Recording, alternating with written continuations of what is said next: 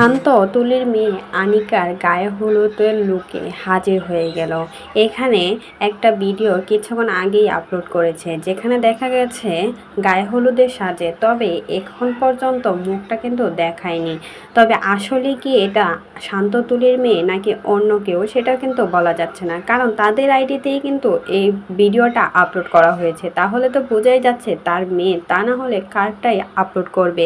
মেয়ের এঙ্গেজমেন্টের পরে সবাই এআই দিয়ে ভিডিও বানাচ্ছিল বা ছবি বানাচ্ছিল।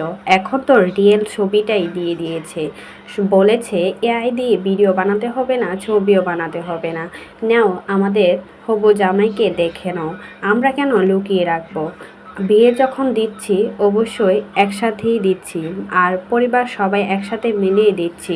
তাই তো সব ছবি ভিডিও যা কিছু ছিল সব কিছুই আপলোড করা রীতিমতো শুরু করে দিয়েছে। দুমদাম করে মেয়ের বিয়ে দিচ্ছে বলে কথা, আর জনপ্রিয় কন্টেন্ট ক্রিয়েটার দুমদাম করে তো দিবেই। একবার পালিয়ে গিয়েছে তাতে কি হয়েছে, আবারও নতুন করে বাবা মা বিয়ে দিচ্ছে।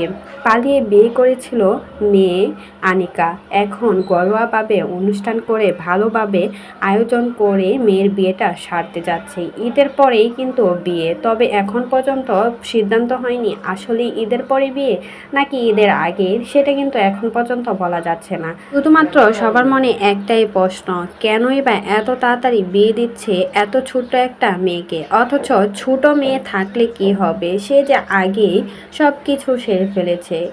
যখন হোস্টেলে থাকতো তখন নাকি এই ছেলের সাথে প্রেম করতো, আর প্রেম থেকে বিয়ে, বিয়ে থেকে পরিবার জানা, আর এখন পারিবারিকভাবে বিয়ে দিচ্ছে, কারণ মান সম্মান বলে একটা কিছু আছে। কারণ গ্রামের মেয়েরা এভাবে বিয়ে করলে মান সম্মান চলে যায়, আর জনপ্রিয় কন্টেন্ট ক্রিয়েটর বলে কথা, মানুষের কথাবার্তা শুনতে তো অবশ্যই হবে। তার জন্যই কিন্তু বুদ্ধি খাটিয়ে আবারও মেয়ের বিয়ে ধুমধাম করে দিচ্ছে।